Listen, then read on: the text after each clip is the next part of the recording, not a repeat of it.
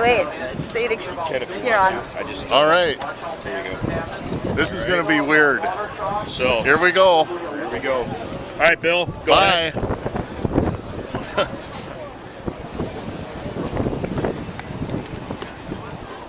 This is weird. Look at, all right, close it.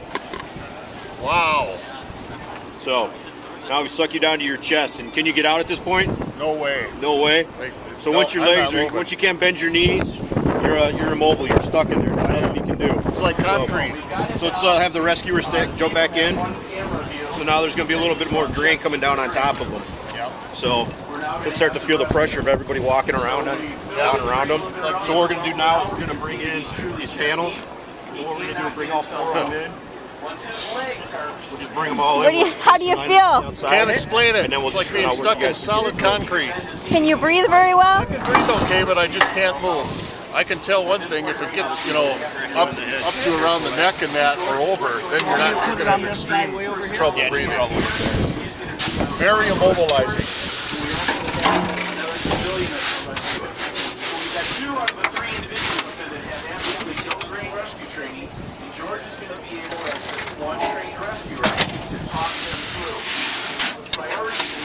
Alright, so what we're going to do now is we're going to put the first panel in 6 to 8 inches away from his nose, and we're going to use that as our building panel. We're going to work off from that one. So let's take this one here. We're going to put it 6 to 8 inches in front of his nose. A little bit more, a little closer in. We're going to go right about there. We're going to push this down as far as we can, like that. If you look on these panels, you got the corresponding V's. So what we'll do is we'll just line those up to create the cofferdam itself. So let's go ahead and have you grab this one and pull it over here. We're going to create that void, so we've got to make sure to line up the bottom. That down there, and they are roughing in the shape of that cofferdam. Make it challenging to come out of the whack. So it's a little bit harder to deal with. So let's mirror up the other side. So let's go ahead and lift this one back up here. Put it this V into here. So I got it there. So then we can match up that other side, and then you just slowly push them down. You got the steps on the outside, so you can reach up and grab it, push it down. So go ahead and stand up. Stand up. There you go. Next step.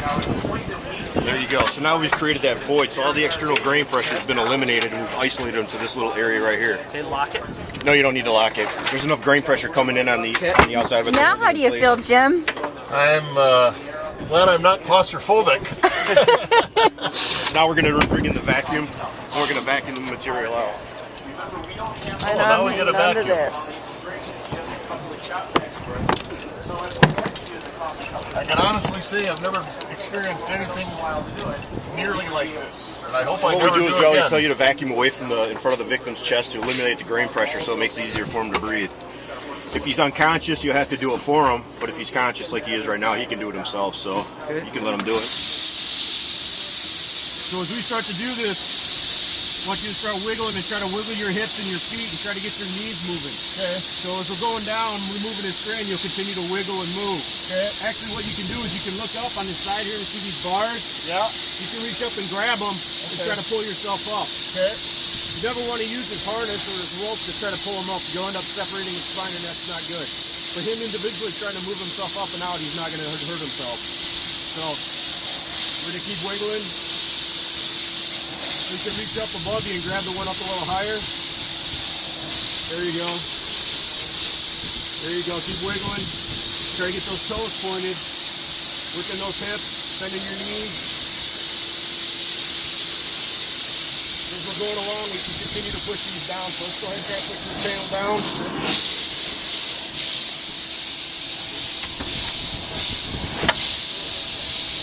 There you go. So now we got a full vacuum, so we'll shut it off.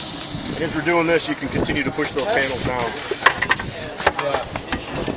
So I'm really not getting any movement on it yet. So this is where we vacuum dry and work our way through.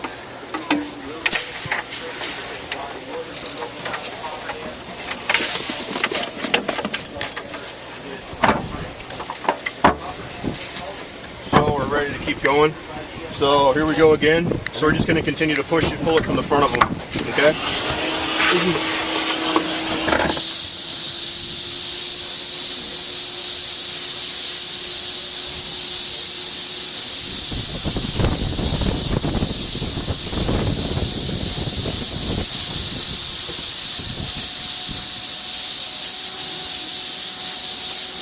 Alright, let's let him pull out on the south. We'll try to do it behind his back now. Let's go ahead and vacuum behind him now.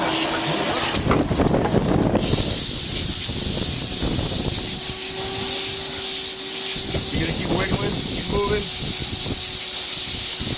Not this much for... Try to get those toes pointed. Just try to move your feet like you're doing a little dance.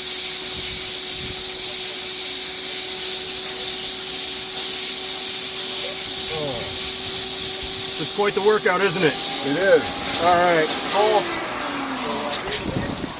I'm in there pretty hard. All right, just just trying to keep yourself wiggling to get yourself out. You want down more? Yeah, let's go ahead and push the panels down a little bit.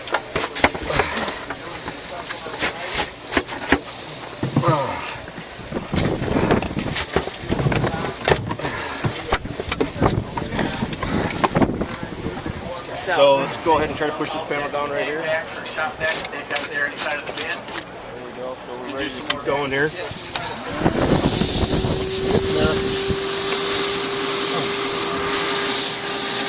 Try to get a little bit of air in the tube too. You just don't want to do a straight suck.